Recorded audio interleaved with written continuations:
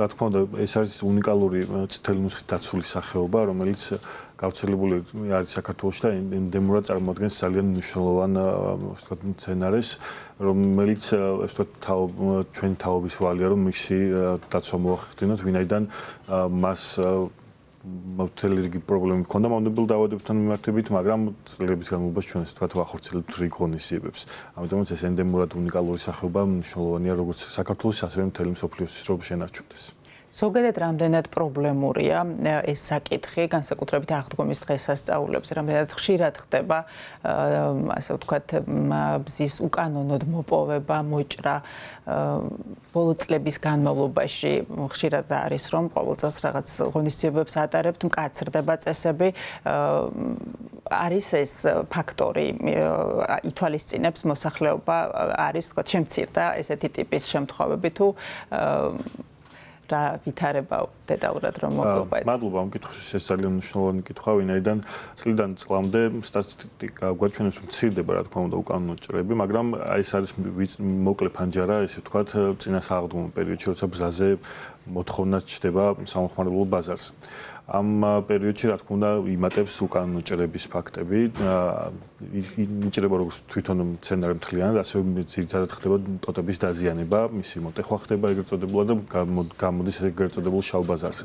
თუმცა აქვე ძალიან უნდა აღვნიშნო, რომ ძალიან მნიშვნელოვანი არის თქვენი როგორც მედიის როლი, რომელიც ყოველწლიურად გვეხმარება საინფორმაციო კამპანიების წარმოებაში და ამავდროულად გვაქვს საკანონმდებლო, ასე ვთქვათ, რეგულაციები, რომლებიც წლიდან წლამდე მოსახლეობას ასე ვთქვათ სანქციის სახით აკისრებს რაღაცა კონკრეტულ ჯარიმებს, მაგრამ ეს ასე ვთქვათ შემთხვევები იკლებს წლიდან წლამდე პერიოდში და შესაბამისად სტატისტიკა უფრო კლებადი გვაქვს. ვინაიდან ასევე ამის ერთ-ერთი განმაპირობებელი ფაქტორი არის კერძო ასე ვთქვათ სანერგეების არსებობა, რომლებიც გაიზარდა წლიდან წლამდე და ბზა უფრო ხელმისაწვდომი გახდა მოსახლეობისთვის ლეგალური გზითაც.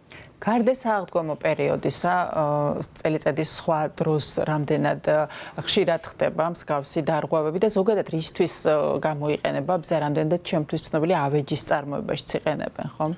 ავეჯის წარმოებაში საქართველოში ნაკლებად არის ასე ვთქვათ გავრცელებული და საბედნიეროდ შეგვიძლია ვთქვათ, რომ საქართველოში კოლხურ ბზაზე დატვირთვა ასე ვთქვათ უკანონო ჭრების კუთხით მოდის წინა სააღდგომო პერიოდში მხოლოდ და სხვა პერიოდებში ნაკლებად არის რისკი მისი უკანონო მოპოვების. 2014 წლიდან ბზას კიდევ ერთი პრობლემა ჰქონდა, ბზის ალურა, ხო, ესეთი დაავადება გაუჩნდა, რაც იწვევს ბზის ხმობას. რამდენად პრობლემურია ეს საკითხი დღესდღეობით, როგორ ხდება ამ დაავადებასთან ბრძოლა? ბზის ალურა საკმაოდ დიდი პრობლემა იყო საქართველოს დღეებში ბზებთან კოლხურ ბზასთან მიმართებით და მოსატყურის აგენტომ 2016 წლიდან აქტიურად დაიწყო ღონისძიებების განხორციელება. მათ შორის აღნიშნული ღონისძიებები მოიცავდა ბიოლოგიურად ისეთ აქტიური ნივთიერებების გამოყენებას, რომლებიც ნაკლებ ზიანს აყენებს ბუნებრივ გარემოს და ტყეს იქ არსებულ ენდემურ ჯიშებს და მათ შორის კოლხურ ბზას ეხმარება იმაში, რომ გადარჩეს.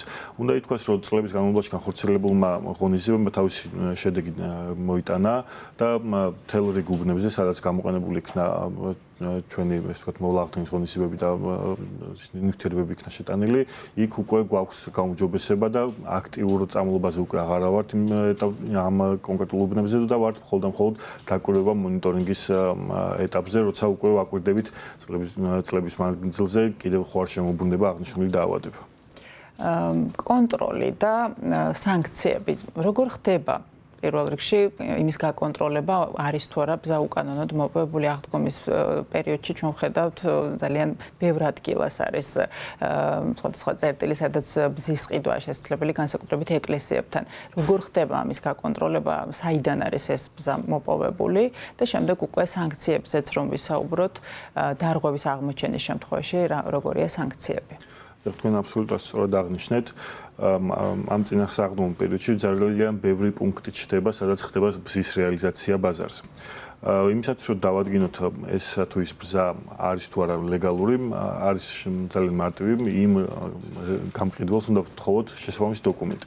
შესაბამისი დოკუმენტი გულისხმობა წარმოშობის დოკუმენტი, თუ საიდან არის მოპოვებული ეს თუ ის ბზა, თუ კი მსგავსი დოკუმენტი ფიზიკურად არ გააჩნია გამყიდველს, შესაბამისად ითვლება, რომ ეს ბზა არის უკანონო გზით მოპოვებული.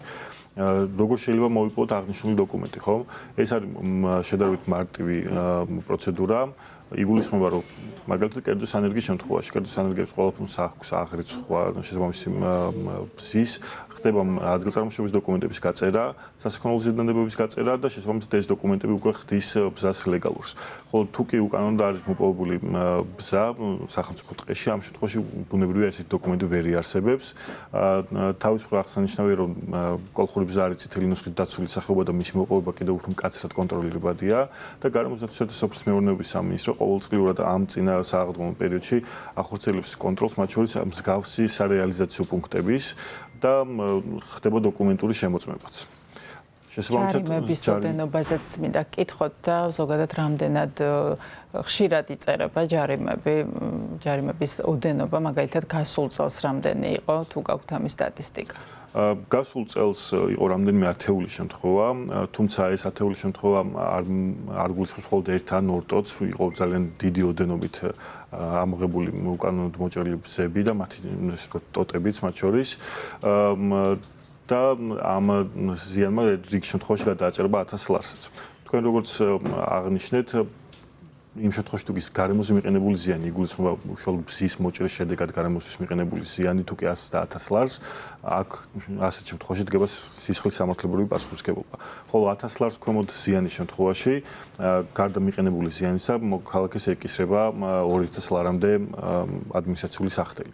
შესაბამისად, ის შემთხვევები, რომლებიც გასულ წელს დაფიქსირდა, იქიდან ერთი ფაქტი თუმცა მახსოვს წარმოადგენდა სისხლის სამართლებრივ პასუხისმგებლობას, დანარჩენი იყო ეს 2000 ლარიანი, ანუ ადმინისტრაციულ სამართლებრივ დარღვევას წარმოადგენდა იქ.